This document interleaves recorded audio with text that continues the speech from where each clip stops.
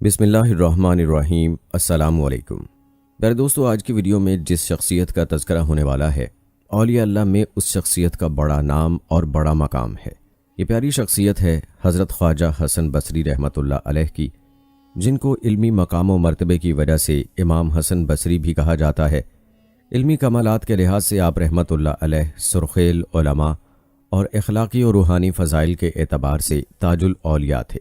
آج کی ویڈیو میں آپ کو حضرت خواجہ حسن بصری رحمۃ اللہ علیہ کی ابتدائی زندگی کے حالات و واقعات بھی بتائیں گے، اور آپ رحمۃ اللہ علیہ کی زندگی سے چند ایمان افروز واقعات بھی آپ کے گوش گزار کریں گے۔ اس کے علاوہ حضرت حسن بصری رحمۃ اللہ علیہ کی چند حیرت انگیز کرامات بھی آج کی ویڈیو کا حصہ ہوں گی۔ ویڈیو انتہائی ایمان افروز اور دلچسپ ہونے والی ہے، لہٰذا ویڈیو کو سکپ مت کیجیے گا۔ دوستو، سب سے پہلے تذکرہ کرتے ہیں آپ رحمۃ اللہ علیہ کی پیدائش اور خاندان کے بارے میں۔ روایات بتاتی ہیں کہ میسان کی جنگ میں مسلمان سپاہیوں کو جو قیدی ہاتھ لگے، ان میں موسیٰ رائی، بعض مورخین نے ان کا نام یسار لکھا ہے، اور ایک خاتون خیرہ بھی تھیں۔ موسیٰ رائی معروف صحابی حضرت زید بن ثابت انصاری رضی اللہ تعالی عنہ کے حصے میں آئے، جبکہ خیرہ ام المومنین حضرت ام سلمہ رضی اللہ تعالی عنہ کے سپرد ہوئیں۔ کہا جاتا ہے بعد میں ان دونوں نے آپس میں شادی کر لی تھی، اور انہی کے بطن سے 21 ہجری بمطابق 642 عیسوی میں مدینہ منورہ میں حسن بصری رحمۃ اللہ علیہ پیدا ہوئے۔ دوستو، یاد رہے کہ یہ حضرت عمر فاروق رضی اللہ تعالی عنہ کا دور خلافت تھا۔ نومولود کو ان کی خدمت میں لایا گیا تو انہوں نے اس کے منہ میں کھجور چبا کر ڈالی اور دعا فرمائی، اے اللہ، اسے دین کے علم کا ماہر اور لوگوں میں محبوب بنا، اور پھر دنیا نے اس دعا کی قبولیت اپنی آنکھوں سے دیکھ لی۔ نیز حضرت عمر فاروق رضی اللہ تعالی عنہ نے یہ بھی فرمایا، یہ تو بہت خوبصورت بچہ ہے، اس لیے اس کا نام حسن رکھو۔ روایت یہ بھی بتاتی ہے کہ آپ رحمۃ اللہ علیہ کی والدہ، جو ام المومنین حضرت ام سلمہ رضی اللہ تعالی عنہ کی کنیز تھیں، کسی کام میں مصروف ہوتیں اور آپ رحمۃ اللہ علیہ رونے لگتے تو ام المومنین رضی اللہ تعالی عنہ آپ رحمۃ اللہ علیہ کو چپ کروانے کے لیے اپنی گود میں لے لیتیں اور اپنا دودھ پلا دیا کرتیں۔ آپ رحمۃ اللہ علیہ کے لیے یہ دعا بھی کیا کرتیں، اے اللہ، حسن کو مخلوق کا رہنما بنا دے۔ یوں آپ رحمۃ اللہ علیہ نے حضرت ام سلمہ رضی اللہ تعالی عنہ کی بابرکت ہاتھوں میں رسول اللہ صلی اللہ علیہ وآلہ وسلم کے گھر میں پرورش پائی۔ لوگ کہا کرتے تھے کہ حسن بصری رحمۃ اللہ علیہ سے علوم و معرف کے جو دریا سے پھوٹے، وہ در حقیقت اسی دودھ کا فیض ہے۔ یاد رہے کہ ام سلمہ رضی اللہ تعالی عنہ کی وجہ اس خوش نصیب بچے کو امہات المومنین کے گھروں میں آنے جانے کا موقع ملتا رہتا تھا۔ حضرت حسن بصری رحمۃ اللہ علیہ فرمایا کرتے تھے، بچپن میں ازواج مطہرات کے گھروں میں میرے آنے جانے اور کھیل کود سے چہل پہل رہتی۔ بعض اوقات میں اچھلتا کودتا گھروں کی چھتوں پر چڑھ جاتا۔ اس طرح ان کی تربیت امہات المومنین کے گھروں کی پاکیزہ فضاؤں میں ہوئی۔ روایات بتاتی ہیں کہ 10 برس کی عمر میں قرآن پاک حفظ کر لیا تھا، اور 14 برس کے ہوئے تو والدین کے ساتھ بصرہ منتقل ہو گئے۔ کہتے ہیں کہ آپ رحمۃ اللہ علیہ بہت وجیح اور حسین و جمیل تھے، جسم مضبوط اور متوازن تھا، سر پر گھنے بال بہت خوبصورت لگتے تھے، امامہ باندھتے اور اس پر چھوٹی سی سبز چادر اوڑے رکھتے، ہلکی مونچھیں رکھا کرتے تھے۔ حضرت شبعی رحمۃ اللہ علیہ نے بصرہ جانے والے ایک شخص سے کہا، اہل بصرہ میں تم جس شخص کو سب سے زیادہ خوب روح اور صاحب جلال پاؤ تو جان لو کہ وہی حضرت حسن بصری ہیں۔ پیارے دوستو، مدینہ منورہ میں پیدائش کی وجہ سے حضرت حسن بصری رحمۃ اللہ علیہ کو بچپن میں صحابہ کی صحبت بھی حاصل رہی۔ اگرچہ آپ رحمۃ اللہ علیہ مدینہ منورہ میں قیام کے دوران کم عمر تھے، مگر اس کے باوجود صحابہ کرام کی مجالس میں شریک ہونے لگے تھے۔ مسجد نبوی صلی اللہ علیہ وآلہ وسلم میں نماز ادا کرتے، جہاں دیگر صحابہ کرام بھی موجود ہوتے تھے۔ آپ رحمۃ اللہ علیہ نے حضرت عثمان رضی اللہ تعالی عنہ کی امامت میں ادا کی گئی نماز جمعہ اور ان کے خطبے کا بھی ذکر کیا ہے۔ خواجہ فرید الدین عطار رحمۃ اللہ علیہ نے تذکرۃ الاولیاء میں لکھا ہے کہ خواجہ حسن بصری رحمۃ اللہ علیہ نے 120 صحابہ کرام کی زیارت کی، جن میں 70 بدری صحابہ تھے۔ 22 برس کے ہوئے تو جہاد میں شامل ہو گئے، اور 10 برس تک مختلف محاذوں پر اسلامی لشکر میں شامل ہو کر داد شجاعت لیتے رہے۔ مورخین نے کابل کی جنگ میں آپ رحمۃ اللہ علیہ کی بہادری کا خاص طور پر ذکر کیا ہے، یہاں تک کہ کئی ایک نے تو انہیں عرب کے نامور بہادروں میں شمار کیا ہے۔ اس 10 سالہ جہاد میں انہیں بہت سے صحابہ کرام کی صحبت بھی میسر آئی جو ان لشکروں میں شامل تھے، اور اسی دوران انہوں نے علوم و معرف کے اسباق حاصل کیے۔ کچھ عرصے تک والی خراسان کے منشی کے طور پر بھی کام کیا۔ بصرہ کے قاضی بھی مقرر ہوئے، مگر جلد ہی ان امور سے الگ ہو گئے۔ آپ کو بتاتے چلیں کہ آپ رحمۃ اللہ علیہ کی شخصیت کا ایک نمایاں پہلو عاجزی و کثرت گریہ تھی۔ اپنے دور کے بڑے عالم، فقیہ اور عبادت گزار ہونے کے باوجود دکھاوے سے کوسوں دور تھے۔ ہمیشہ باوضو رہتے، کثرت سے روزے رکھتے، اللہ کی محبت اور اس کی ناراضی کے خوف سے اتنا روتے کہ آنکھوں میں گڑھے پڑ گئے۔ مزاج میں بہت زیادہ انکسار تھا، سب سے نہایت عزت و احترام سے پیش آتے اور سب کو خود سے افضل سمجھتے۔ روایات میں آتا ہے کہ ایک بار کافی عرصے تک شہر میں بارش نہ ہوئی تو لوگ دعا کے لیے آپ رحمۃ اللہ علیہ کے پاس آئے، جس پر آپ نے فرمایا، سب سے گناہ گار شخص کو شہر سے نکال دو تو شاید بارش ہو جائے۔ لوگوں نے پوچھا، شیخ وہ کون شخص ہے؟ روتے ہوئے فرمایا، حسن بصری۔ پیارے دوستو، تفسیر قرطبی میں روایت ہے کہ آپ رحمۃ اللہ علیہ بہت کم ہنسا کرتے تھے۔ امام غزالی رحمۃ اللہ علیہ نے احیاء العلوم میں لکھا ہے کہ حضرت حسن بصری رحمۃ اللہ علیہ ہر وقت ایسے سہمے رہتے جیسے انہیں سزائے موت سنا دی گئی ہو۔ اس قدر عاجزی اور انکساری کے باوجود کبھی سچ کے اظہار سے گریز نہیں کیا۔ کلمہ حق کہنے کی بنا پر حجاج بن یوسف سے یہاں تک تعلقات خراب ہوئے کہ آپ رحمۃ اللہ علیہ کو 9 برس تک روح پوشی کی زندگی گزارنا پڑی۔ اس حوالے سے ایک ایمان افروز واقعہ آپ کو سناتے ہیں۔ کہتے ہیں حجاج بن یوسف نے واسط شہر میں اپنے لیے ایک عالی شان محل تعمیر کروایا۔ جب اس کی تعمیر مکمل ہو گئی، اس نے افتتاحی تقریب میں لوگوں کو دعوت عام دی تاکہ وہ عظیم الشان محل کو دیکھیں، اس کی سیر کریں، اپنی زبان سے اس کی تعریف کریں اور دعائیہ کلمات سے نوازیں۔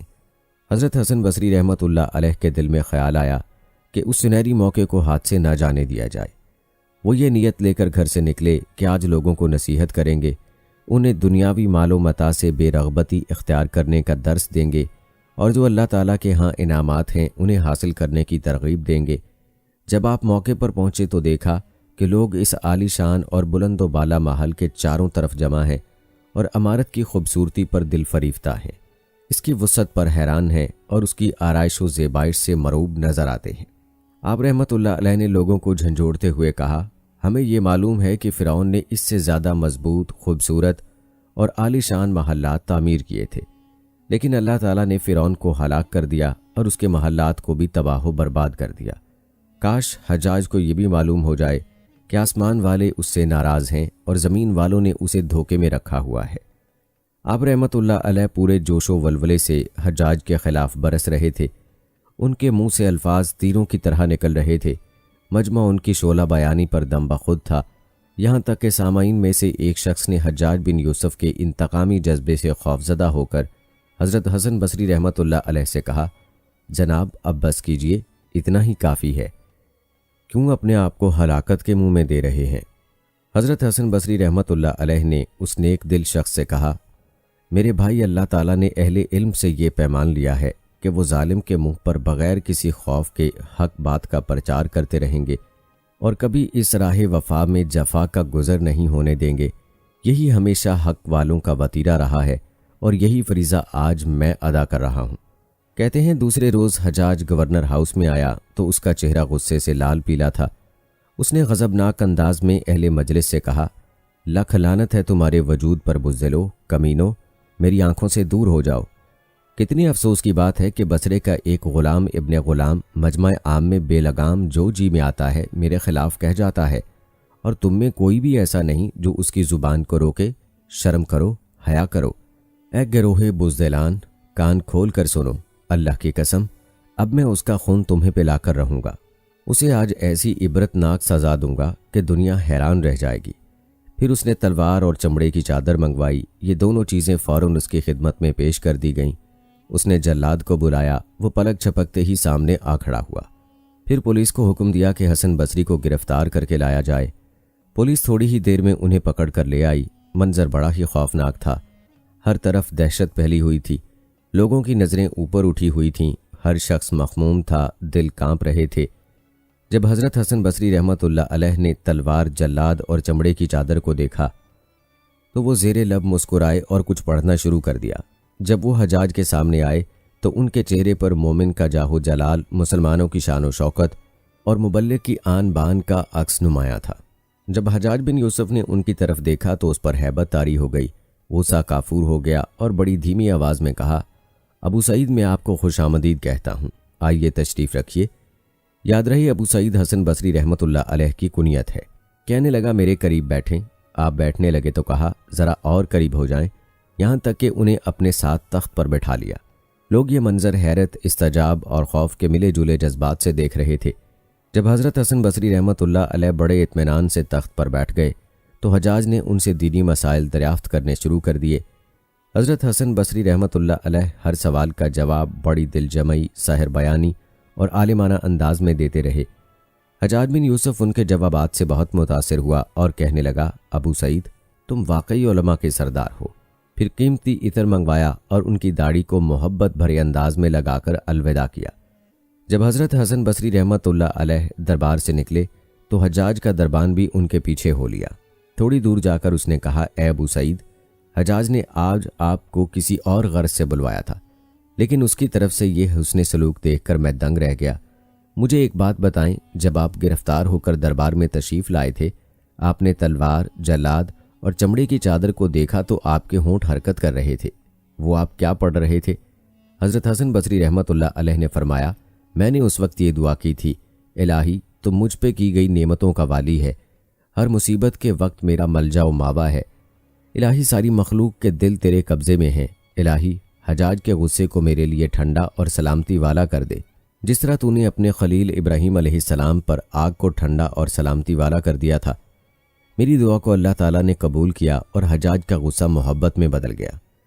پیارے دوستو، یہ ہوا کرتی ہے اللہ والوں کی ہیبت اور اللہ والوں کا رعب و دبدبہ کہ بڑے بڑوں کی ہوا نکل جاتی ہے، بڑے بڑے ظالم حکمران ان کو دیکھ کر کمزور پڑ جاتے ہیں۔ یاد رہے کہ جس کے دل میں اللہ ہوتا ہے تو اس کے سامنے ساری مخلوق چیونٹی کی طرح ہوتی ہے۔ حجاج بن یوسف اور حضرت حسن بصری رحمۃ اللہ علیہ کا ایک اور واقعہ بھی آگے چل کر آپ کو بتائیں گے۔ دوستو، آپ کو یہ جان کر حیرانگی ہوگی کہ سلسلہ عالیہ نقشبندیہ کے علاوہ طریقت کے باقی تمام سلاسل کی آپ رحمۃ اللہ علیہ ہی کے ذریعے حضرت علی المرتضیٰ رضی اللہ تعالی عنہ سے نسبت ہے۔ اہل علم میں اس امر پر اختلاف ہے کہ آپ رحمۃ اللہ علیہ کی حضرت علی المرتضیٰ سے ملاقات ہوئی یا نہیں۔ کئی ایک کا کہنا ہے کہ آپ رحمۃ اللہ علیہ کبھی بھی ان سے نہیں ملے، لیکن بہت سے علماء کے مطابق آپ رحمۃ اللہ علیہ نہ صرف یہ کہ حضرت علی المرتضیٰ رضی اللہ تعالی عنہ کی زیارت سے مشرف ہوئے بلکہ ان سے فیض بھی حاصل کیا۔ بعض کتب میں یہ واقعہ درج ہے کہ جب حضرت سیدنا علی المرتضیٰ رضی اللہ تعالی عنہ بصرہ تشریف لائے تو تمام افراد کو واعظ کرنے سے روک دیا تاکہ عوام تک درست دینی تعلیمات ہی پہنچائی جا سکیں۔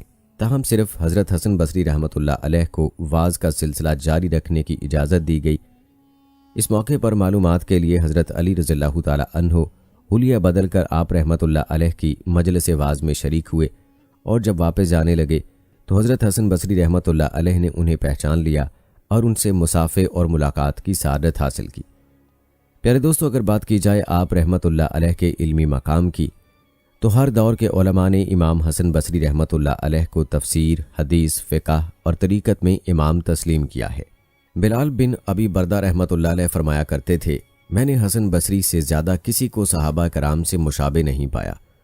حضرت انس بن مالک رضی اللہ تعالی عنہ سے ایک مسئلہ پوچھا گیا تو آپ نے فرمایا، حسن بصری سے پوچھو۔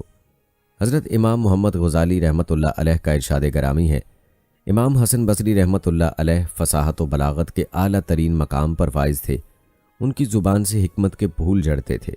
طبقات ابن سعد میں انہیں یوں خراج عقیدت پیش کیا گیا ہے، امام حسن بصری رحمۃ اللہ علیہ ایک اونچے درجے کے عالم، جامع کمالات، فقیہ، عابد، زاہد، کثیر العلم اور حسین و جمیل تھے۔ آپ کو بتاتے چلیں کہ آپ رحمۃ اللہ علیہ کی فقہی اور تفسیری خدمات پر عربی زبان میں بہت سی کتابیں لکھی گئی ہیں، جن میں سے کئی ایک کا اردو میں بھی ترجمہ ہو چکا ہے۔ پیارے دوستو، اکثر لوگ حسن بصری رحمۃ اللہ علیہ کی کرامات کے بارے میں پوچھتے ہیں تو آپ کو بتاتے چلیں کہ آپ کی اصل کرامت تو یہی ہے کہ آپ نے ہزارہ افراد کو علم و تقوی کی راہ دکھائی، مگر آپ رحمۃ اللہ علیہ سے کئی دیگر کرامات بھی منسوب ہیں۔ آپ رحمۃ اللہ علیہ حج کے لیے روانہ ہوئے تو راہ میں ساتھیوں کو شدت کی پیاس لگی، ایک کنویں پر نظر پڑی لیکن وہاں کوئی رسی تھی اور نہ ڈول۔ جب آپ رحمۃ اللہ علیہ کو معلوم ہوا تو فرمایا، جب میں نماز میں مشغول ہو جاؤں تو تم پانی پی لینا۔ آپ रहमतुल्लाह अलैह नमाज के लिए खड़े हुए तो कुएं से पानी उबल पड़ा और सब लोगों ने पानी पिया, जबकि एक शख्स ने कुछ पानी एक बर्तन में रख लिया, जिस पर कुआं एकदम पुरानी हालत में आ गया। आप रहमतुल्लाह अलैह ने फरमाया, तुमने अल्लाह पर एतमाद नहीं किया, ये उसी का नतीजा है। दोस्तों, मारूफ किताब तज़किरतुल औलिया में इसी सफ़र की ये करामत भी दर्ज है कि आप रहमतुल्लाह अलैह ने लोगों को रास्ते में से कुछ खजूरें उठा कर दी जिनकी गुठलियाँ सोने की थीं। लोगों ने वो गुठलियाँ बेचकर खाने पीने का सामान खरीदा और सदका भी किया। प्यारे दोस्तों, बाज़ रिवायात बताती हैं कि हज़रत ख्वाजा हसन बसरी रहमतुल्लाह अलैह ज़िंदगी के इब्तदाई अयाम में मोतियों और जवाहरात के सौदागर थे। किस्म किस्म के मोती और जवाहरात की आप तजारत करते और बड़े बड़े बादशाहों के पास जवाहरात तोहफे में लेकर जाकर पेश करते थे। एक दफ़ा कुछ जवाहरात हरकल बादशाह रूम के पास ले गए। पहले वज़ीर से मिले और अपने आने का और बादशाह की खिदमत में तोहफ़ा लाने का हाल बयान किया। वज़ीर ने कहा, कल तो बादशाह को एक निहायत ज़रूरी काम है, इसलिए फ़ुर्सत ना होगी, अलबत्ता वो काम देखने के काबिल है। हज़रत हसन ने कहा कि मैं भी ज़रूर देखूँगा। वज़ीर ने हज़रत हसन को ले जाकर एक जगह मैदान में ठहराया, जिस मैदान में जरी का एक खैमा था। उसके आसपास आला दर्जे की मखमल का फ़र्श था। खैमे की तनाबें जरी की थीं, उसकी चौबें चांदी की थीं, मेखें सोने की थीं। निहायत काबिल दीद मंजर था। वज़ीर ने हज़रत हसन रहमतुल्लाह अलैह को खैमे के पीछे ऐसे खड़ा किया कि जिस जगह हज़रत हसन ने सारा तमाशा देख लिया। प्यारे दोस्तों, वो खैमा दरअसल शाह हरकल के अजीज़ फर्जंद की कब्र पर खड़ा था और आज उसकी सालाना बरसी का दिन था। बादशाह सालाना रस्म ताज़ियत अदा करने यहाँ आया था। हज़रत हसन ने देखा कि पहले एक जमात मुक़द्दस ईसाई लोगों के खैमे के अंदर आई और कब्र के पास खड़े होकर पढ़ने लगे और फिर रोते हुए निकल कर चले गए। उसके बाद एक तबीबों की जमात और इंतहाई अहले अकल लोगों की आई। ये लोग भी नंगे सर कब्र के पास खड़े रोते रहे और थोड़ी देर के बाद निकल कर चले गए। उनके बाद फ़ौज के अफसरों की जमात नंगी तलवारें लेकर खैमे के अंदर आई। वो भी कब्र की सलामी उतार कर नाकाम वापस गई। फ़ौजी लोगों के बाद एक झुंड नौजवान औरतों का आया जिनके सर के बाल खुले थे। उनके हाथों में सोने की थालियां थीं जिनमें मोती और जवाहरात भरे थे। उन औरतों ने कब्र का तवाफ़ किया और बहुत सा रोक कर ये भी खैमे से बाहर चली गईं। उन सब के बाद बादशाह खुद खैमे के अंदर आया और कब्र के पास खड़ा होकर कहने लगा, बेटा, तू मुझे बहुत प्यारा था, मगर अफसोस कि तू मर गया। अगर मुझे ये मालूम हो जाए कि जिसने तेरी जान ली है वो उन बड़े बड़े राहिबों और पादरियों का कहा मान कर तेरी जान वापस कर देगा, तो ये बड़े बड़े ईसाई राहिब इस काम के लिए तेरे पास हाजिर हैं, मगर मैं जानता हूँ कि उनके कहने से कुछ ना होगा। अगर मुझे ये मालूम हो जाए कि अक्लमंदों और तबीबों की तदबीर करने से तेरी जान खुदा तुझे बख्श देगा, तो ये बहुत बड़ी जमात तबीबों और बड़े बड़े अक्लमंदों की तेरी कब्र के पास खड़ी है और तेरी रिहाई की तदबीरें करने को मौजूद है। मगर मैं जानता हूँ कि तुझे ऐसे ज़बरदस्त ने मारा है कि उसके सामने किसी की तदबीर नहीं चलती। ए फर्जंद, अगर मुझे ये मालूम हो जाए कि जिसने तेरी जान निकाली है वो किसी बड़ी फ़ौज से डर कर तुझे छोड़ देगा, तो ये कसीर फ़ौज और फ़ौज के अफसर तुझे कैद से छुड़ाने को तेरी कब्र के पास मौजूद हैं। लेकिन जिसने तुझे कैद किया है वो ऐसा ज़बरदस्त खुदा है कि कोई फ़ौज उसके सामने कोई हस्ती नहीं रखती। ए फर्जंद, अगर मुझे ये मालूम हो जाए कि जिसने तुझे मारा है वो हसीन और ख़ूबसूरत औरतों का तालिब है और हसीन औरतें लेकर तुझे छोड़ देगा, तो ये खूबसूरत औरतों की जमात हाजिर है, मगर मैं जानता हूँ कि ना वो हसीन औरतों का तालिब है, ना मालो जवाहिर का खासगार है, और अब वो तुझे किसी तरह ना छोड़ेगा। इसलिए मैं अब तुझसे फिर 1 साल के लिए रुखसत होता हूँ। ये कहकर बादशाह खैमे से बाहर निकल आया और सब लोग कब्र के पास से रुखसत हुए। हज़रत हसन ने यह वाक़या देखा तो दिल पर ऐसा असर पड़ा कि दुनिया से तबीयत यकलख्त हट गई और आपने आइंदा दुनिया के जवाहरात बेचने छोड़कर आखिरत के जवाहरात ख़रीदने शुरू कर दिए और दुनिया के जुमला कारोबार से अलग होकर इस फिक्र में पड़ गए कि आखिरत का ज़्यादा राह मुहैया करें, और बसरे में आकर कसम खाई कि अब इस दुनिया में कभी हंसूंगा नहीं, और फिर इबादत व मुजाहिदा में कुछ इस तरह मशगूल हो गए कि उस ज़माने में कोई वैसा ना था और 70 बरस तक अपनी ज़िंदगी में कभी बेवुज़ू ना रहे। प्यारे दोस्तों, ये वाक़या था हज़रत हसन बसरी रहमतुल्लाह अलैह की ज़िंदगी के बदलने के हवाले से। इस वाक़े से आप रहमतुल्लाह अलैह के दिल पर ऐसी चोट लगी कि आपने दुनिया को तर्क कर दिया और ख़ुद को अल्लाह के सुपुर्द कर दिया। हज़रत हसन बसरी रहमतुल्लाह अलैह का खौफ इलाही का क्या आलम था, इस हवाले से एक वाक़या यूँ बयान किया गया है کہتے ہیں ایک مرتبہ رات کے وقت حضرت خواجہ حسن بصری رحمۃ اللہ علیہ اپنے گھر میں بیٹھے زاروں کے تار رو رہے تھے۔ آپ کے عقیدت مندوں نے عرض کیا کہ یا حضرت آپ کیوں روتے ہیں؟ آپ پر تو اللہ تعالیٰ کا بڑا فضل و کرم ہے، آپ عبادت گزار، متقی اور پرہیزگار ہیں، آپ کا شمار اللہ تعالیٰ کے مقرب بندوں میں ہوتا ہے، پھر آپ کے رونے کا سبب کیا ہے؟ حضرت حسن بصری رحمۃ اللہ علیہ نے ارشاد فرمایا کہ میں اس خیال سے رو رہا ہوں کہ کہیں میری ناسمجھی اور بھول سے کوئی ایسا کام مجھ سے سرزد نہ ہو گیا ہو جو میرے پروردگار کو پسند نہ ہو، یا میں نے غلطی سے اپنا قدم کسی ایسی جگہ پر نہ رکھ دیا ہو کہ کس جگہ پر جانا میرے اللہ تعالیٰ کو پسند نہ ہو۔ اگر کبھی مجھ سے ایسا ہو گیا تو کہیں ایسا نہ ہو کہ میں اللہ تعالیٰ کی بارگاہ سے راندہ درگاہ ہو جاؤں اور اللہ تعالیٰ میری کوئی بھی عبادت قبول نہ فرمائے۔ اللہ اکبر کبیرہ۔ دوستو، خوف الہی کا یہ عالم، یہاں ہمیں اپنے بارے میں سوچنے کی ضرورت ہے کہ ہمارے دل میں خوف الہی کی کیا صورت ہے۔ یاد رہے کہ دل میں جب خوف خدا ہوتا ہے تو ہی بندہ گناہوں اور ظلم کے کاموں سے بچتا ہے۔ جب انسان کے دل سے خوف خدا ہی جاتا رہے تو انسان کی گناہوں پر جرأت ہونے لگتی ہے اور انسان اللہ سے دور ہو جاتا ہے۔ پیارے دوستو، یاد رہے کہ اولیاء اکرام کے واقعات بیان کرنے کا مقصد اصل میں یہی ہوتا ہے کہ ان کے حالات و واقعات جاننے کے ساتھ ساتھ ہم اپنا محاسبہ بھی کرتے رہیں کہ ہم اللہ رب العزت کی کتاب میں کہاں موجود ہیں۔ ہمیں بھی کوشش کرنی چاہیے کہ ان واقعات کو سن کر اللہ کا تقرب حاصل کرنے کی کوشش کریں اور اپنے نفس کی اصلاح کریں۔ آئیے اصلاح نفس کے حوالے سے آپ کو حضرت حسن بصری رحمۃ اللہ علیہ کا ایک واقعہ سناتے ہیں۔ کہتے ہیں ایک مرتبہ حضرت خواجہ حسن بصری رحمۃ اللہ علیہ نے اپنے ملازم کو کہا، میرے لیے بازار سے نان اور مچھلی لا۔ جب وہ لایا اور سامنے رکھی تو آپ نے فرمایا، معاذ اللہ، گناہ گار بندے کو ایسا لذیذ کھانا کھانے سے کیا سروکار؟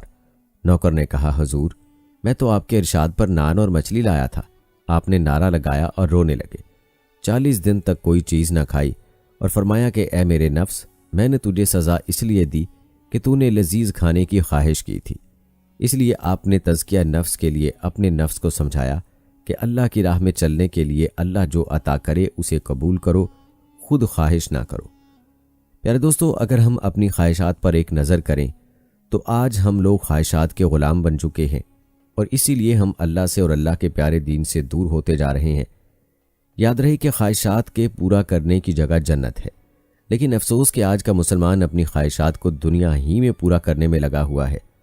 آج اگر ہم اللہ کے لیے اپنی خواہشات کو قربان کریں گے تو اللہ ہم سے راضی ہوگا اور ہمیں آخرت میں انعامات سے نوازے گا۔ لیکن افسوس کہ آخرت کی فکر کس کو ہے؟ موت کی فکر ہی نہیں، اس لیے زندگیاں غفلت میں گزر رہی ہیں۔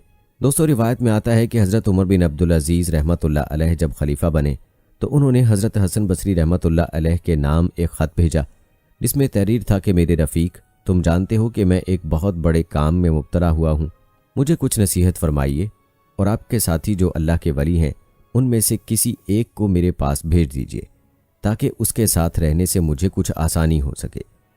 پیارے دوستو، حضرت عمر بن عبدالعزیز رحمۃ اللہ علیہ کے اس خط کے جواب میں خواجہ حسن بصری رحمۃ اللہ علیہ نے لکھا کہ امیر المومنین کا خط میں نے پڑھا اور اس میں جو ارشاد کیا گیا تھا اسے بھی سمجھ لیا۔ آپ نے جو یہ فرمایا ہے کہ اس کے ساتھ رہنے سے مجھے آسانی ہو جائے گی، تو تم سمجھ لو کہ جیسے شخص کی تم تمنا کرتے ہو وہ تمہارے نزدیک بھی نہیں آئے گا اور تم سے فارغ ہوگا، اور جو شخص کے تمہارے پاس آئے گا اس جیسے کی تمہیں ضرورت نہیں، اس کے ساتھ سے تمہیں کوئی آسانی اور فائدہ حاصل نہیں ہوگا۔ اور تم نے جو نصیحت کے لیے لکھا ہے تو جان لو کہ جو کوئی اللہ سے ڈرتا ہے سب لوگ اس سے ڈرتے ہیں، اور جو کوئی اللہ تعالیٰ سے شرم رکھتا ہے تو لوگ بھی اس سے شرم رکھتے ہیں، اور جو کوئی اللہ تعالیٰ کی بارگاہ میں اپنے گناہوں پر دلیری کا اظہار کرتا ہے تو سب لوگ اس پر دلیر ہو جاتے ہیں، اور جو کوئی آج امن میں ہے کل کو خستہ حال ہوگا، اور جو آج خستہ حال ہے کل کو امن میں ہوگا، اور جو کوئی اپنے آپ پر تکبر کیے ہوئے ہے وہ دنیا اور آخرت میں معزول ہوگا۔ دنیا کی تمام نیکیوں کا نچوڑ صبر کرنا ہے، اور صبر کا اجر سب سے زیادہ ہے، اور اپنے سب کاموں میں اللہ تعالیٰ کی پناہ اور مدد طلب کر تاکہ تجھے مدد ملے، اور اس پر بھروسہ رکھ تاکہ کاموں میں تیری مدد ہو۔ اور جو کوئی آنکھ کو آزاد چھوڑ دیتا ہے کہ جو کچھ چاہے وہی دیکھے تو اس کا غم طویل ہو جاتا ہے، اور جو کوئی زبان کو کھلی چھوڑ دیتا ہے کہ جو کچھ چاہے وہی کہے وہ گویا اپنے آپ کو ہلاکت میں ڈالتا ہے۔ میری سوچ کے مطابق جو باتیں میں نے تمہیں بتائی ہیں وہ تجھے راہ راست پر قائم رکھنے کے لیے کافی ہیں۔ پیارے دوستو، یہ کتنی پیاری اور زبردست نصیحتیں ہیں۔ ہمیں چاہیے کہ ان نصیحتوں کو اپنے پلے باندھ لیں اور ہم بھی ان نصیحتوں پر عمل کرنے کی کوشش کریں۔ یاد رہے کہ جب بھی کہیں سے اچھی بات ملے تو ہمیں چاہیے کہ اس بات کو لے لیں اور اس پر عمل کریں۔ روایات میں آپ رحمۃ اللہ علیہ اور ایک فاسق فاجر شاعر کے حوالے سے ایک عجیب واقعہ یوں بیان ہوا ہے۔ کہتے ہیں ایک دفعہ کا ذکر ہے کہ ایک مجلس میں حضرت خواجہ حسن رحمۃ اللہ علیہ اور عرب کا مشہور شاعر فرزوق دونوں موجود تھے۔ حضرت خواجہ حسن بصری رحمۃ اللہ علیہ تقوی اور پرہیزگاری میں اور فرزوق شاعر برائی اور بدکاری میں شہرت رکھتا تھا۔ اس مجلس میں سے اچانک ایک شخص نے آواز دی کہ اس مجلس میں ایک شخص ایسا ہے کہ جو سب سے بہتر اور افضل ہے، اور ایک شخص ایسا ہے جو سب سے برا اور بدتر ہے۔ فرزوق شاعر نے اس آواز کو سن کر حضرت خواجہ حسن بصری رحمۃ اللہ علیہ سے کہا کہ یا حضرت، یہ آواز کیسی ہے؟ حضرت خواجہ حسن بصری رحمۃ اللہ علیہ نے فرمایا، مجھے کیا خبر کہ سب سے بہترین کون ہے اور سب سے بدترین کون ہے؟ یہ بات تو بے شک اللہ تعالیٰ ہی جانتا ہے۔ فرزوق شاعر حضرت خواجہ حسن بصری رحمۃ اللہ علیہ سے مخاطب ہو کر بولا، حضور، اس مجلس میں بدترین شخص میں ہوں۔ دوستو، کہتے ہیں کہ اس بات کے کچھ دن بعد قضاء الہی سے فرزوق شاعر کا انتقال ہو گیا۔ عارفین میں سے ایک شخص نے اس کو عالم ارواح میں دیکھا اور اسے پوچھا کہ تم پر کیسی گزری اور تیرے ساتھ اللہ تعالیٰ نے کیا معاملہ کیا؟ فرزوق نے جواب دیا کہ مرنے کے بعد جب فرشتے مجھے لے کر چلے تو میں سخت ڈرا اور شدید خوفزدہ ہو کر کانپنے لگا۔ تب مجھے ایک آواز آئی، اے فرزوق، تجھے تو اسی دن بخش دیا گیا تھا جس دن تو نے اپنے آپ کو بدترین شخص سمجھ لیا تھا۔ جو شخص اپنے آپ کو عاجز بنا لیتا ہے، اللہ اس پر مہربان ہو جاتا ہے۔ پیارے دوستو، ہم اگر اپنے اپنے گریبان میں دیکھنے کی کوشش کریں تو شاید ہی کوئی ایسا ہوگا جو دوسروں کے مقابلے میں خود کو برا سمجھتا ہو یا کسی محفل میں یہ کہنے کی جرت رکھتا ہو کہ میں برا ہوں، حالانکہ ہمارے کرتوت کیا ہیں، گناہوں میں کس قدر ڈوبے ہوئے ہیں، یہ ہر کوئی بخوبی جانتا ہے۔ دوستو، روایات میں حضرت حسن بصری رحمۃ اللہ علیہ کا ایک اور واقعہ یوں نقل کیا گیا ہے۔ کہتے ہیں ایک دن حضرت خواجہ حسن بصری رحمۃ اللہ علیہ ایک جنازے میں شریک ہوئے۔ نماز جنازہ پڑھانے کے بعد جب لوگوں نے میت کو قبر میں دفن کر دیا تو حضرت حسن بصری رحمۃ اللہ علیہ اس قبر پر بیٹھ کر بہت روئے۔ پھر آپ نے وہاں پر موجود لوگوں کو خطاب کرتے ہوئے فرمایا کہ اے لوگو، سنو، اول و آخر قبر ہے، پھر تم اس بات سے کیوں نہیں ڈرتے؟ جب تمہارا اول و آخر یہی ہے تو پھر اے غفلت میں پڑے ہوئے لوگو، اول و آخر کو ٹھیک کر لو۔ حضرت حسن بصری رحمۃ اللہ علیہ کا یہ واز فرمانا تھا کہ بہت سے لوگ اپنی خطاؤں کو یاد کر کے زار و کتار روئے اور بارگاہ رب العزت میں سچے دل سے توبہ کر کے نیک اعمال پر عمل پیرا ہو گئے۔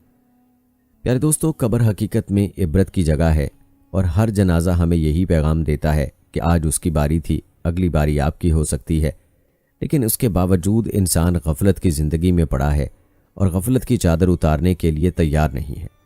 دوستو، یاد رہے کہ حضرت خواجہ حسن بصری رحمۃ اللہ علیہ کی باتیں حکمت بھری باتیں ہوا کرتی تھیں۔ سعد بن ابی مروان کا کہنا ہے کہ ایک مرتبہ میں مسجد میں حضرت حسن بصری رحمۃ اللہ علیہ کی مجلس میں بیٹھا ہوا تھا اور آپ واز فرما رہے تھے۔ اسی اثنا میں حجاج بن یوسف اپنے خادم کے ساتھ مسجد میں داخل ہوا اور ایک مقام پر کھڑا ہو کر اس نے دیکھا کہ حضرت حسن بصری رحمۃ اللہ علیہ کے گرد لوگوں کا بہت بڑا اجتماع ہے۔ چنانچہ وہ حضرت حسن رحمۃ اللہ علیہ کی جانب چل دیا۔ جب آپ نے حجاج کو اپنی طرف آتے ہوئے دیکھا تو اپنی جگہ چھوڑ دی۔ اس طرح حجاج اس چھوڑی ہوئی جگہ پر یعنی میرے اور حضرت حسن بصری رحمۃ اللہ علیہ کے درمیان بیٹھ گیا۔ حضرت حسن بصری رحمۃ اللہ علیہ نے حجاج کی طرف بالکل توجہ نہ فرمائی اور اسی طرح واز فرماتے رہے جیسا کہ ہر روز فرماتے تھے۔ میرے دل میں یہ خیال پیدا ہوا کہ آج حضرت حسن بصری رحمۃ اللہ علیہ پہلے کی طرح ہوں گے، حجاج کے مجلس میں بیٹھ جانے سے کچھ زیادہ ہی گفتگو کریں گے، جس سے پتہ چلا کہ حجاج کا تقرب حاصل ہے یا ہو سکتا ہے کہ اس کے ڈر سے واز مختصر کر دیں۔ حضرت سعید فرماتے ہیں کہ حضرت حسن بصری رحمۃ اللہ علیہ نے باقی دنوں کی طرح ایک جیسا ہی واز کیا اور وقت مقررہ پر ہی ختم کیا، اور قطعی طور پر اس بات کی پرواہ نہ کی کہ حجاج پاس بیٹھا ہوا ہے۔ جب آپ واز سے فارغ ہوئے تو حجاج نے اپنا ہاتھ اٹھا کر آپ کے کندھے پر مارتے ہوئے کہا، شیخ نے سچ کہا اور خوب کہا، لوگوں ایسی ہی مجالس میں بیٹھا کرو اور جو کچھ وہاں پر سنو اس کو اپنی عادت بنا لو۔ مجھے یہ حدیث مبارکہ پہنچی ہے کہ حضور نبی کریم صلی اللہ علیہ وآلہ وسلم نے ارشاد فرمایا، بے شک ذکر کی مجالس جنت کے باغات ہیں اور ہم لوگ دنیا کے انتظام میں مبتلا ہیں، ورنہ ان مجالس میں ہم سے زیادہ تم نہ بیٹھتے، اس لیے کہ ہم ان مجالس کی خوبیاں زیادہ جانتے ہیں۔ اس کے بعد حجاج نے مسکراتے ہوئے ایسا خطاب کیا کہ حضرت حسن بصری رحمۃ اللہ علیہ اور تمام حاضرین مجلس اس کی فصاحت و بلاغت سے حیران ہوئے۔ اس کے بعد وہ اٹھ کر چل دیا۔ اسی اثناء میں شام کا ایک شخص حضرت حسن بصری رحمۃ اللہ علیہ کے پاس آیا اور اسی جگہ پر جہاں پر کہ حجاج بیٹھا تھا کھڑا ہو کر کہنے لگا، اے مسلمانوں، اللہ کے بندو، تمہیں حیرت نہیں ہوئی کہ میں ایک ضعیف آدمی ہوں اور جہاد کرتا ہوں؟ گھوڑا، خچر اور خیمے کی مجھے تنگی ہے، اور میرے پاس 300 درہم ہیں جو مجھے لوگوں نے دیے ہیں، اور میری 7 بیٹیاں ہیں۔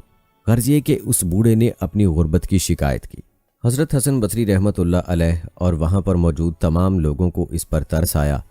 حضرت حسن بصری رحمۃ اللہ علیہ اپنا سر نیچے جھکائے اس کی بات غور سے سن رہے تھے۔ جب وہ اپنی بات ختم کر چکا تو آپ نے اپنا سر اٹھایا اور فرمایا، اللہ تعالیٰ ایسے عمرا سے نمٹے۔ ان لوگوں نے اللہ کے بندوں کو اپنا غلام خیال کیا ہے اور اللہ تعالیٰ کے مال کو اپنا مال سمجھ لیا ہے۔ لوگوں سے دینار و درہم کی خاطر لڑتے ہیں، جب دشمن خدا خود جہاد پر جاتے ہیں تو خود چمکتے خیموں میں قیام کرتے ہیں اور تیز سواریوں پر سوار ہوتے ہیں، اور اگر کسی دوسرے مسلمان بھائی کو جہاد پر روانہ کرتے ہیں تو بھوکا پیاسا پیدل ہی روانہ کر دیتے ہیں۔ کہتے ہیں حضرت حسن بصری رحمۃ اللہ علیہ نے کھری کھری باتیں سلاطین اسلام کے بارے میں کیں۔ اسی مجلس میں سے اہل شام کا ایک اور شخص اٹھا اور سیدھا حجاج کے پاس گیا اور حجاج سے آپ کی چغلی کر دی، اور جس طرح آپ نے بیان کیا تھا بالکل اسی طرح حجاج سے کہہ دیا۔ چنانچہ کچھ دیر کے بعد حجاج کی طرف سے ایک آدمی آیا اور آپ سے کہا کہ آپ کو حجاج نے بلایا ہے۔ حضرت حسن بصری رحمۃ اللہ علیہ اس کے ساتھ چل دیے۔ ہمیں خطرہ پیدا ہوا کہ دیکھتے ہیں ان کھری کھری باتوں کا کیا نتیجہ نکلتا ہے۔ تھوڑی دیر کے بعد آپ مسکراتے ہوئے واپس تشریف لے آئے۔ میں نے آپ کو بہت کم ہنستے ہوئے دیکھا۔ آپ کی عادات ہمیشہ سے ہی مسکرانے کی تھیں، چنانچہ واپس آ کر آپ اپنی جگہ پر بیٹھ گئے۔ فرماتے ہیں آپ رحمۃ اللہ علیہ نے امانت کی عظمت کے بارے میں بیان فرمایا اور ارشاد فرمایا کہ ایک دوسرے کے پاس بیٹھنے میں بھی امانت ہے۔ شاید تم یہ خیال کرتے ہوگے کہ خیانت سوائے درہم و دینار کے اور کسی شے میں نہیں ہے، حالانکہ سب سے بری خیانت یہ ہے کہ تم لوگ ہمارے پاس بیٹھو اور ہم تم پر اعتبار کر کے کچھ باتیں کریں، پھر تم اس کو ایک آگ کے شعلے کے پاس جا کر بیان کر دو۔ میرے ساتھ یہ ہوا کہ جب میں اس شخص یعنی حجاج کے پاس گیا تو اس نے مجھ سے کہا کہ آپ اپنی زبان کو سنبھال کر رکھیں۔ آپ نے یہ جو الفاظ کہے ہیں کہ دشمن خدا خود جہاد پر جاتا ہے تو ایسا اہتمام کراتا ہے، اور جب دوسرے کو جہاد پر روانہ کرتا ہے تو اس طرح کرتا ہے، ویسی باتیں نہ کرو۔ ہمیں ان باتوں کی کوئی پرواہ نہیں ہے کہ تم لوگوں کو ہمارے خلاف بھڑکاؤ۔ آپ کو اس طرح کی گفتگو نہیں کرنی چاہیے۔ حضرت حسن بصری رحمۃ اللہ علیہ نے فرمایا کہ اس طرح اللہ تعالیٰ نے اس کو مجھ سے دور کیا۔ پیارے دوستو، یاد رہے کہ اللہ والوں کی یہی پہچان ہوتی ہے کہ وہ اللہ کے علاوہ کسی کا خوف دل میں نہیں رکھتے اور نہ ہی کسی کے مقام و مرتبے سے مرغوب ہوتے ہیں۔ جیسا کہ آپ نے مذکورہ واقعے میں ملاحظہ کیا، حجاج بن یوسف کے مظالم سے اور اس کی شخصیت سے ہر کوئی واقف ہے کہ وہ تاریخ میں ظلم و جبر کا انتخابی نشان مانا جاتا ہے، لیکن حضرت حسن بصری رحمۃ اللہ علیہ نے اپنی مجلس میں اس کی آمد کی کوئی پرواہ نہ کی اور حق بات کو بیان کرنے میں بھی خوفزدہ نہیں ہوئے۔ دوستو، اسی طرح کا ایک اور واقعہ ہے۔ کہتے ہیں جب یزید بن عبد الملک دمشق میں مسند خلافت پر براجمان ہوا تو اس نے عراق و خراسان پر عمر بن حبیرہ کو گورنر بنا کر بھیجا۔ عمر بن حبیرہ نے اپنے دربار میں حضرت حسن رحمۃ اللہ علیہ، امام محمد بن سیرین اور امام شیبی کو طلب کیا اور ان سے کہا کہ اللہ تعالیٰ نے یزید بن عبد الملک کو اپنے بندوں پر خلیفہ مقرر کیا ہے اور مجھے خلیفہ نے گورنری کے منصب پر فائز کیا ہے، لہٰذا مجھے جو بھی حکم خلیفہ کی طرف سے ملتا ہے میں بغیر حیل و حجت کے اس کی تعمیل کرتا ہوں۔ آپ حضرات کی اس بارے میں کیا رائے ہے؟ گورنر عمر بن حبیرہ کی اس سیاسی گفتگو کو سن کر حضرت خواجہ حسن بصری رحمۃ اللہ علیہ گویا ہوئے اور جرأت و بے باکی کا مظاہرہ کرتے ہوئے ارشاد فرمایا، اے حبیرہ، تم یزید بن عبد الملک کے بارے میں اللہ تعالیٰ سے ڈرو اور اللہ تعالیٰ کے معاملے میں ہرگز یزید بن عبد الملک سے نہ ڈرو، اس لیے کہ اللہ تعالیٰ تجھے دونوں جہاں میں یزید بن عبد الملک کے شر سے بچا سکتا ہے، لیکن یزید بن عبد الملک تجھے اللہ تعالیٰ کے قہر و غضب سے ہرگز نہیں بچا سکتا۔ یاد رکھو وہ قہار و جبار جلد ہی تیرے پاس ملک الموت کو بھیجے گا جو تیرے اس عالی شان محل اور خوبصورت تخت سے تجھے ایک ہی لمحے میں اندھیری، تاریک اور تنگ قبر میں پہنچا دے گا۔ وہاں پر تجھے سوائے تیرے اعمال کے کوئی کام نہیں دے گا، اس لیے تو اللہ تعالیٰ کے فرمان کے خلاف کسی بادشاہ کے حکم کو نہ مان، کیونکہ خالق کی معصیت میں کسی مخلوق کی فرما برداری قطعی طور پر روا نہیں ہے۔ کہتے ہیں حضرت خواجہ حسن بصری رحمۃ اللہ علیہ کی اس جرأت مندانہ تقریر کو سن کر گورنر عمر بن حبیرہ پر سکتہ طاری ہو گیا۔ حیرت کے مارے اس کا منہ کھلے کا کھلا رہ گیا۔ اس کے بعد تینوں بزرگ شخصیات گورنر کے دربار سے واپس اپنے اپنے گھروں کی طرف روانہ ہو گئیں۔ پیارے دوستو، یہ تھا شان و مرتبہ حضرت حسن بصری رحمۃ اللہ علیہ کا۔ چاہے بادشاہوں کا دربار ہے یا حکمرانوں کا، آپ رحمۃ اللہ علیہ کو کوئی فرق نہیں پڑتا تھا۔ یاد رہے کہ جس کے دل میں اللہ کی بڑائی ہوتی ہے، اس کے نزدیک دنیا کا کوئی مقام و مرتبہ بڑا نہیں ہوتا ہے۔ دنیا کے تمام عہدے اس کے نزدیک زیرو ہوتے ہیں، اور یہی اللہ والوں کی شان ہوتی ہے کہ وہ ہر کسی کے سامنے حق کو بیان کرتے ہیں۔ روایات میں آتا ہے کہ حضرت خواجہ حسن بصری رحمۃ اللہ علیہ نے ایک حکایت بیان کی کہ بنی اسرائیل میں ایک عزت فروش ملکہ نامی عورت تھی، جس کے حصے میں حسن کا تہائی حصہ آیا تھا۔ اپنے پاس آنے کے لیے لوگوں سے کم از کم 100 دینار وصول کرتی تھی۔ ایک عابد نے اس کو دیکھا اور اس پر فریفتہ ہو گیا۔ چنانچہ کسی طرح محنت مزدوری کر کے 100 دینار جمع کیے اور اس کے پاس آ گیا۔ اس عورت کے پاس سونے کا ایک تخت تھا جس پر وہ بیٹھتی تھی۔ عابد نے کہا، مجھے تیرا حسن پسند آ گیا ہے، اس لیے میں نے بڑی محنت سے 100 دینار اکٹھے کیے اور یہاں آیا ہوں۔ فاحشہ عورت نے عابد کو بھی اپنے ساتھ تخت زریں پر بٹھایا۔ عابد کو اس وقت اچانک قیامت میں اللہ تعالیٰ کے روبرو کھڑا ہونا یاد آ گیا اور اس کا جسم تھر تھر کانپنے لگا اور بولا، مجھے جانے دو اور یہ دینار تم لے لو، کیونکہ میں یہ تمہارے لیے لے کر آیا ہوں۔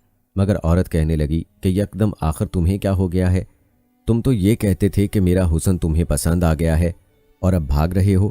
عابد کہنے لگا کہ تمہارے تخت پر بیٹھنے سے مجھے قیامت کا منظر یاد آ گیا ہے اور میں قیامت کے دن اللہ کے حضور کھڑے ہونے سے ڈر گیا ہوں۔ اب میرے لیے تم کوئی پسندیدہ نہیں رہی ہو، یعنی میری سوچ بدل گئی ہے۔ مگر عورت کہنے لگی، اگر تم اپنی بات میں سچے ہو تو میں اب تمہارے سوا کسی کو شوہر نہیں بناؤں گی۔ مگر عابد کا دل نہ مانا اور وہ مسلسل کہتا رہا کہ خدا کے لیے اب مجھے یہاں سے جانے دو۔ آخر عورت بولی کہ ٹھیک ہے جاؤ، مگر مجھ سے نکاح کا وعدہ کرتے جاؤ۔ پھر عابد نے کہا، اگر اللہ چاہے گا تو وہ ہوگا، اور پھر سر پر چادر اوڑھ کر وہاں سے روانہ ہو گیا۔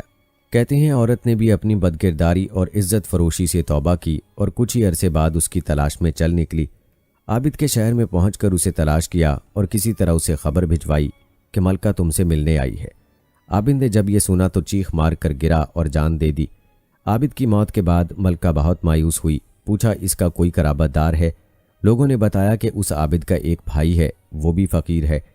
کہتے ہیں ملکہ نے عابد کی محبت میں اس کے بھائی سے نکاح کیا، جس سے اس کے 7 بیٹے پیدا ہوئے اور سب کے سب نیک اور صالح پرہیزگار ہوئے۔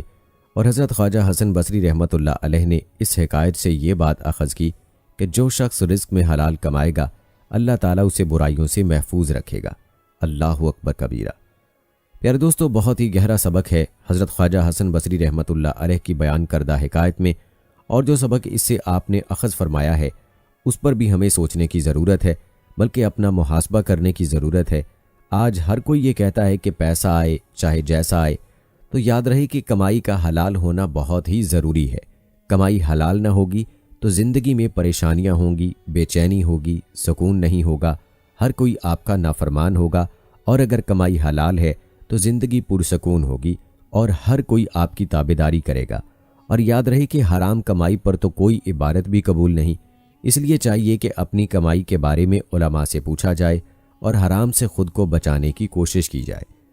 پیارے دوستو، نیک اور بد لوگوں کے حوالے سے حضرت خواجہ حسن بصری رحمۃ اللہ علیہ کا ارشاد ہے کہ جو شخص کسی برے طبقے کے لوگوں سے راہ و رسم پیدا کرتا ہے تو دراصل یہ اس کی اپنی برائی اور شرارت کا نتیجہ ہے، کیونکہ اگر اس کی سرشست میں بھلائی ہوتی تو وہ از خود نیک و طاہر لوگوں کی صحبت کی طرف راغب ہوتا۔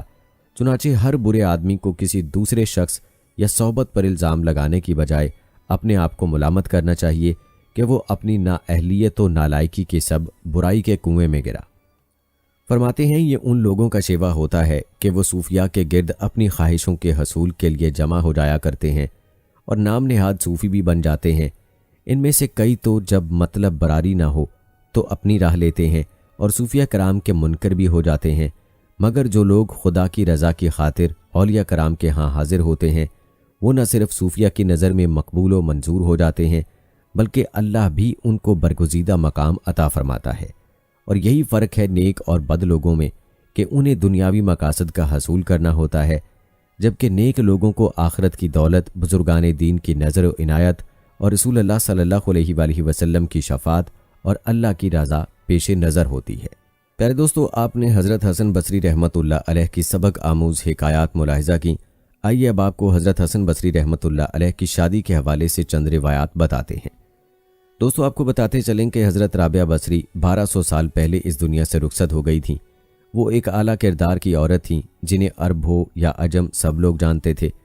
دنیاوی لحاظ سے ہر عیب ان میں تھا، نہ تو وہ خوبصورت تھیں اور نہ ہی کوئی اعلیٰ خاندان کی تھیں۔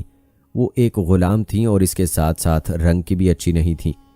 شادی تو ہوئی لیکن وہ اولاد کے قابل نہیں تھیں، بانجھ تھیں، لیکن اللہ کے بے حد قریب تھیں۔ رات کے وقت اپنے خاوند سے پوچھتی تھیں کہ انہیں کسی چیز کی ضرورت تو نہیں۔ اگر وہ کہتے کہ نہیں تو رابعہ بصری جائے نماز پر کھڑی ہو جاتیں اور فجر کی اذان تک اللہ کی عبادت کرتی رہتیں، لیکن وہ جوانی میں ہی بیوہ ہو گئیں۔ کہتے ہیں حضرت حسن بصری رحمۃ اللہ علیہ، جو کہ بصرہ کے امام تھے، خود چل کر اپنی شادی کا پیغام لائے، اس لالچ میں کہ رابعہ بصری کی وجہ سے ان کی بھی بخشش ہو جائے۔ رابعہ بصری نے فرمایا کہ میرے 4 سوالوں کا جواب دے دیں، میں آپ سے شادی کر لوں گی۔ انہوں نے پوچھا، نمبر 1، میں جنتی ہوں یا دوزخی؟ جواب آیا کہ میں تو کچھ نہیں کہہ سکتا۔ نمبر 2، کہنے لگیں کہ یہ بتاؤ کہ جب اللہ تعالیٰ قیامت میں اعمال نامے اٹھائے گا تو کسی کے سیدھے ہاتھ میں آئے گا تو کسی کے الٹے ہاتھ میں، میرے سیدھے ہاتھ میں آئے گا یا الٹے ہاتھ میں؟ کہنے لگے یہ بھی کچھ نہیں بتا سکتا۔ نمبر 3، رابعہ بصری کہنے لگیں کہ یہ بتاؤ جب اللہ نیکیوں کو تولنے لگے گا تو کسی کی نیکیاں بڑھ جائیں گی تو کس کے گناہ، میرے گناہ زیادہ ہوں گے یا نیکیاں؟ جواب میں کہنے لگے یہ بھی نہیں پتا۔ نمبر 4، اچھا یہ بتاؤ جب لوگ پل صراط پار کرنے لگیں گے تو کچھ گزر جائیں گے اور کچھ رہ جائیں گے، میں پار کر لوں گی یا دوزخ میں گر جاؤں گی؟ تو کہنے لگے مجھے یہ بھی نہیں پتا۔ تو پھر رابعہ بصری نے فرمایا کہ جاؤ، مجھے ان 4 باتوں کی تیاری کرنی ہے، میرے پاس شادی کے لیے وقت کوئی نہیں ہے۔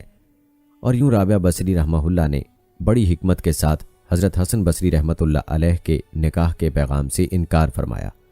آپ کو بتاتے چلیں کہ حضرت حسن بصری رحمۃ اللہ علیہ کی ازدواجی زندگی اور اولاد سے متعلق زیادہ مواد دستیاب نہیں، تاہم کئی مقامات پر آپ رحمۃ اللہ علیہ کے لیے ابو محمد، ابو سعید، ابو النصر اور ابو علی کی کنیت استعمال ہوئی ہے، جس سے پتہ چلتا ہے کہ آپ رحمۃ اللہ علیہ کے کئی صاحبزادے تھے۔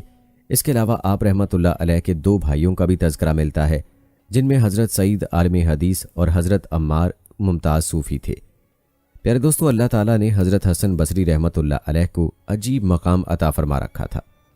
روایات میں آتا ہے کہ ایک شخص بصرہ کی گلی سے گزر رہا تھا کہ اچانک اوپر سے پانی کے چند قطرے اس پر آ گرے، جس پر اس نے بلند آواز میں کہا کہ یہ پانی ناپاک تو نہیں ہے؟ بالا خانے سے ارز و انکسار میں ڈوبی آواز آئی، بھائی اسے دھو ڈالو، یہ ایک گناہ گار شخص کے آنسو ہیں۔ دوستو، کہا جاتا ہے کہ اللہ کی محبت اور اس کی ناراضی کے خوف سے آنسو بہانے والے یہ شخص جلیل القدر تابعی حضرت حسن بصری رحمۃ اللہ علیہ تھے۔ پھر دوستو، آپ نے حضرت خواجہ حسن بصری رحمۃ اللہ علیہ کے مقام و مرتبے کے حوالے سے یہ واقعات ملاحظہ فرمائے۔ دوستو، ہم پہلے بھی آپ کو خواجہ حسن بصری رحمۃ اللہ علیہ کے علمی مقام کے بارے میں بتا چکے ہیں۔ اللہ تعالیٰ نے آپ کو وسیع علم سے نوازا تھا۔ آپ کو بتاتے چلیں کہ جن دنوں حضرت حسن بصری رحمۃ اللہ علیہ بصرہ میں آباد ہوئے تو بلاد اسلامیہ میں یہ شہر علوم و فنون کا سب سے بڑا مرکز تصور کیا جاتا تھا۔ اس کی مرکزی مسجد صحابہ کرام اور تابعین اعظام سے بھی بھری رہتی تھی۔ مسجد کا حال اور صحن مختلف علوم و فنون کے حلقہ ہائے درس سے آباد تھا۔ حضرت حسن بصری رحمۃ اللہ علیہ امت محمدیہ کے جید و ممتاز عالم دین مفسر قرآن حضرت عبداللہ بن عباس رضی اللہ تعالیٰ عنہ کے حلقہ درس میں شامل ہو گئے اور ان سے تفسیر، حدیث اور تجوید کا علم حاصل کیا۔ فقہ، لغت اور ادب جیسے علوم دیگر صحابہ کرام سے حاصل کیے، یہاں تک کہ یہ ایک راسخ عالم دین اور فقیہ کے مرتبہ کو پہنچے۔ علم میں رسوخ کی وجہ سے عام لوگ دیوانہ وار ان کی طرف متوجہ ہوئے۔ لوگ ان کے پاس بیٹھ کر خاموشی سے ایسے مواعظ سنتے جس سے پتھر دل بھی موم ہو جاتے اور گناہگار آنکھوں سے آنسو ٹپک پڑتے۔ آپ کی زبان سے نکلنے والی حکمت و دانش کی باتوں کو لوگ سرمایہ حیات سمجھتے ہوئے اپنے دلوں میں محفوظ کر لیتے اور آپ کی قابل رشک سیرت کو اپنانے کے لیے ہر دم کوشاں رہتے۔ آگے چل کر ہم آپ رحمۃ اللہ علیہ کے چند قیمتی اقوال بھی آپ کو بتائیں گے، لیکن آپ کو یہ بھی بتاتے چلیں کہ حضرت حسن بصری رحمۃ اللہ علیہ کے علمی مقام کی وجہ سے آپ رحمۃ اللہ علیہ کا نام پورے ملک میں مشہور ہو گیا۔ لوگ اپنی مجلسوں میں ان کا ذکر خیر کرنے لگے، حکمران ان کی خیریت دریافت کرنا اپنے لیے سعادت مند سمجھتے، شب و روز کے معمولات سے آگاہی کی دلی تمنا رکھتے تھے۔ خالد بن صفان بیان کرتے ہیں کہ میں عراق کے ایک قدیم شہر حیرہ میں بنو امیہ کے جرنیل اور فاتح قسطنطنیہ مسلمہ بن عبد الملک سے ملا۔ اس نے مجھ سے دریافت کیا، خالد مجھے حسن بصری رحمۃ اللہ علیہ کے متعلق کچھ بتاؤ، میرا خیال ہے اسے جتنا تم جانتے ہو کوئی اور نہیں جانتا۔ میں نے کہا آپ کا اقبال بلند ہو، ہر دم کامیابی آپ کے قدم چومے۔ بلا شبہ میں ان کے متعلق آپ کو بہتر معلومات باہم پہنچا سکتا ہوں، کیونکہ میں ان کا پڑوسی بھی ہوں اور ہم نشین بھی، بلکہ اہل بصرہ میں سب سے زیادہ میں اس سے جانتا ہوں۔ اس نے کہا ان کے متعلق کچھ بھی مجھے بتائیں۔ میں نے کہا اس کا باطن ظاہر جیسا ہے، اس کے قول و فعل میں کوئی تضاد نہیں پایا جاتا۔ جب وہ کسی کو نیکی کا حکم دیتا ہے پہلے خود اس پر عمل کرتا ہے، جب کسی کو برائی سے روکتا ہے وہ خود بھی اس برائی کے قریب نہیں پھٹکتا۔ میں نے دنیاوی مال و متاع سے اسے بالکل مستغنا و بے نیاز پایا۔ جو اس کے پاس علم و تقوی کا خزانہ ہے، لوگ اسے حاصل کرنے کے لیے دیوانہ وار اس کی طرف لپکتے ہیں، وہ لوگوں کا محبوب نظر ہے۔ یہ باتیں سن کر جرنیل مسلمہ بن عبد الملک پکار اٹھا، خالد اب بس کیجئے، اتنا ہی کافی ہے۔ بھلا وہ قوم کیسے گمراہ ہو سکتی ہے جس میں حسن بصری رحمۃ اللہ علیہ جیسے عظیم المرتبت شخصیت موجود ہوں۔ پیارے دوستو، یہ خداداد صلاحیتیں تھیں حضرت خواجہ حسن بصری رحمۃ اللہ علیہ کی، جن کا ایک نقشہ خالد بن صفان رحمۃ اللہ علیہ اپنی زبان کھینچنے کی کوشش کی۔ یاد رہے کہ اللہ تعالیٰ جس کو اپنی ولایت کے لیے چن لیتا ہے تو اس کو ہر طرح کی خوبیوں سے نوازتا ہے اور اس کو مخلوق کی نظر میں محبوب بنا دیتا ہے۔ دوستو، روایات بتاتی ہیں کہ آپ رحمۃ اللہ علیہ جہاد سے واپس آتے تو عوام کی حالت دیکھ کر آپ رحمۃ اللہ علیہ کا دل کوڑتا، لہٰذا انہیں دینی تعلیمات سے آگاہ رکھنے اور تقوی و پرہیزگاری کا درس دینے کے لیے ہفتے میں ایک دن واعظ کا سلسلہ شروع کیا۔ چونکہ آپ رحمہ اللہ عالم باعمل، فقیہ، علم حدیث کے ماہر، صوفی، مجاہد، مدرس اور فصیح اللسان تھے، اس لیے آپ کی مجلس واعظ نے بہت جلد شہرت حاصل کر لی، جس میں بڑی تعداد میں لوگ شریک ہوتے، جن میں بڑے بڑے علماء اور حبیب اجمی اور رابعہ بصری رحمہ اللہ جیسے اہل اللہ بھی شامل تھے۔ روایات میں آتا ہے کہ آپ رحمہ اللہ سے ایک شخص نے پوچھا، یا شیخ، مسلمانی کیا ہے اور مسلمان کون ہیں؟ آپ رحمۃ اللہ علیہ نے جواب دیا، مسلمانی کتابوں میں ہے اور مسلمان زیر خاک ہیں۔ کسی نے کہا، ہمارے قلوب سوئے ہوئے ہیں کہ آپ رحمۃ اللہ علیہ کی باتوں کا ہم پر کوئی اثر نہیں ہوتا، ہم کیا کریں؟ فرمایا، کاش تمہارے دل سوئے ہوئے ہوتے، کیونکہ سوئے ہوئے کو جھنجھوڑ کر جگایا جا سکتا ہے۔ تمہارے قلوب تو مر گئے ہیں، جو جھنجھوڑنے پر بھی بیدار نہیں ہوتے۔ اسی طرح کی روایت ہے کہ ایک شخص نے دریافت کیا کہ حسن اخلاق کیا ہے، تو آپ نے فرمایا، سخاوت، درگزر اور برداشت کرنا۔ پیارے دوستو، آپ رحمۃ اللہ علیہ فرمایا کرتے، آدمی کی مروت اس کی زبان کی سچائی، اپنے بھائیوں کا بوجھ اٹھانا، اہل زمانہ کے لیے بھلائی عام کرنا اور اپنے پڑوسیوں کو تکلیف دینے سے رکنا ہے۔ فرمایا، جن میں 4 چیزیں ہوتی ہیں اللہ تعالیٰ انہیں جنت میں داخل فرماتا ہے اور اپنی رحمت ان پر عام کر دیتا ہے۔ والدین کے ساتھ نیکی، اپنے مملوک یعنی ملازم کے ساتھ نرمی، یتیم کی کفالت اور کمزور کی مدد۔ کہتے ہیں ایک شخص آپ رحمۃ اللہ علیہ کی مجلس میں آیا اور خشک سالی کی شکایت کی۔ آپ رحمۃ اللہ علیہ نے اسے استغفار کی تلقین کی۔ کچھ دیر بعد دوسرا شخص آیا، اس نے بے اولادی کی شکایت کی۔ آپ رحمۃ اللہ علیہ نے اسے بھی استغفار کی تلقین کی۔ کچھ دیر بعد ایک اور شخص آیا جس نے فقر و فاقے اور تنگ دستی کی شکایت کی۔ آپ رحمۃ اللہ علیہ نے اسے بھی استغفار کی تلقین کی۔ کسی نے اظہار تعجب کیا کہ سب کے الگ الگ مسائل ہیں مگر جواب ایک ہی ہے۔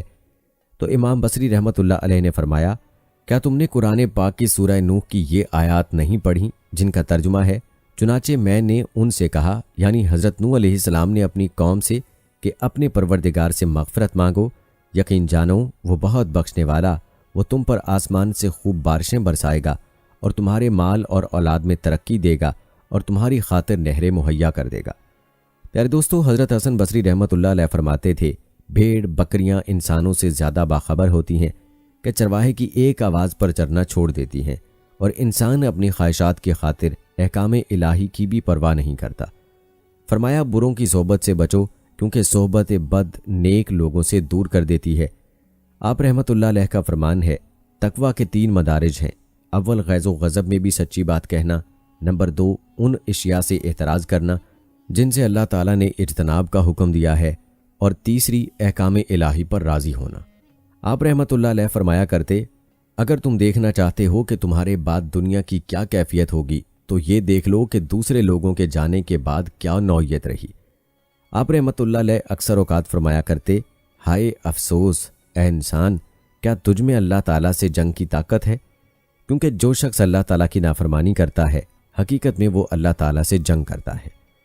پیارے دوستو، حضرت حسن بصری رحمۃ اللہ علیہ فرماتے ہیں، بلا شبہ اہل تقویٰ کی چند علامتیں ہیں جن سے وہ پہچانے جاتے ہیں: سچی بات کرنا، عہد و پیمان پورا کرنا، صلہ رحمی، کمزوروں پر رحم، فخر و غرور نہ کرنا، نیکی کو عام کرنا، حسن اخلاق سے پیش آنا۔ آپ رحمۃ اللہ علیہ فرماتے ہیں، اے انسان، اللہ کی حرام کردہ اشیاء سے رک جا تو عابد ہو جائے گا، اپنے مقدر پر راضی ہو جا تو غنی ہو جائے گا، اپنے قرب و جوار میں رہنے والوں سے حسن سلوک کر تو مومن ہو جائے گا، لوگوں کے لیے وہی پسند کر جو اپنے لیے کرتا ہے تو عادل بن جائے گا، اور کم ہنسا کر کیونکہ یہ دل کو مردہ کر دیتا ہے۔ روایت ہے کہ ایک شخص نے آپ رحمۃ اللہ علیہ کی غیبت کی تو معلوم ہونے پر تازہ کھجوروں سے بھرا ایک تھال تحفے کے طور پر اس کے پاس اس پیغام کے ساتھ بھجوایا، سنا ہے تم نے اپنی نیکیاں میرے نامہ اعمال میں منتقل کر دی ہیں۔ کسی نے کہا، آپ رحمۃ اللہ علیہ واعظ میں لوگوں کی اس کثرت پر خوش تو ہوتے ہوں گے؟ فرمایا، کثرت پر تو خوش نہیں ہوتا، ہاں اگر کوئی محبت الہی حاصل کر لیتا ہے تو مجھے بہت خوشی ہوتی ہے۔ دوستو، روایات میں آتا ہے کہ ایک شخص نے حضرت حسن بصری رحمۃ اللہ علیہ سے دنیا کے متعلق پوچھا۔ آپ نے فرمایا، مجھ سے آپ دنیا و آخرت کے متعلق پوچھتے ہو؟ تو سنو، دنیا و آخرت کی مثال مشرق و مغرب جیسی ہے، جتنا زیادہ تم ایک کے قریب جاؤ گے اتنا ہی دوسرے سے دور ہوتے جاؤ گے۔ تم کہتے ہو کہ میں دنیا کے اوصاف بیان کروں، میں تمہارے سامنے اس گھر کی کیا صفت بیان کروں جس کا آغاز مشقت و تکلیف پر مبنی ہے اور جس کا انجام فنا و بربادی ہے۔ اس میں جو حلال ہے اس کا حساب لیا جائے گا اور جو حرام ہے اس کے استعمال پر سزا دی جائے گی۔ جو اس میں تونگر و مالدار ہو وہ فتنے میں مبتلا ہوا، اور جو فقیر و محتاج ہو وہ حزن و ملال کا شکار ہوا۔ اسی طرح کی روایت ہے کہ ایک شخص نے آپ رحمۃ اللہ علیہ سے حال دریافت کیا۔ فرمایا، بھائی میرا حال کیا پوچھتے ہو؟ افسوس ہم نے اپنی جانوں پر کتنے ظلم ڈھائے، ہم نے اپنے دین کو کمزور کر دیا اور دنیاوی حرص نے ہمیں موٹا کر دیا، ہم نے اپنے اخلاق بوسیدہ کر دیے اور اپنے بستر اور کپڑے نئے بنوا لیے، ہم میں سے ہر ایک اپنے بائیں پہلو پر ٹیک لگائے مزے سے پڑا رہتا ہے اور غیروں کے مال بڑی بے پرواہی سے ہڑپ کیے جاتا ہے۔ پھر فرمایا، تیرا کھانا چھینے ہوئے مال سے تیرا دوسرے ناداروں سے کام لینا بیکار ہے۔ پھر تو نمکین کے بعد میٹھا کھانے کے لیے منگواتا ہے، ٹھنڈے کے بعد گرم پیتا ہے، خشک کے بعد تر کھجوریں کھاتا ہے، یوں پاپی پیٹ میں درد اٹھتا ہے اور قے آنے لگتی ہے، پھر گھر میں شور مچاتا ہے کہ جلدی چورن لاؤ تاکہ کھانا ہضم ہو جائے۔ اے گھٹیا نادان، اللہ کی قسم تو اپنے دین کے سوا کچھ بھی ہضم نہیں کر سکے گا۔ ارے احمق، تیرا پڑوسی کہاں اور کس حال میں ہے؟ تیری قوم کا بھوکا یتیم کہاں ہے؟ وہ مسکین کہاں ہے جو تیری طرف دیکھتا رہتا ہے؟ وہ مخلوق کہاں ہے جس کی نگرانی اور دیکھ بھال کی اللہ تعالیٰ نے تجھے وصیت کی تھی؟ کاش تجھے علم ہوتا کہ تو محض ایک گنتی کا ہنسا ہے۔ جب ایک دن کا سورج غروب ہوتا ہے تو تیری زندگی کا ایک دن کم ہو جاتا ہے۔ پیارے دوستو، یہ چند اقوال تھے حضرت حسن بصری رحمۃ اللہ علیہ کے۔ چلیے اب تذکرہ کرتے ہیں حضرت حسن بصری رحمۃ اللہ علیہ کے وصال کی۔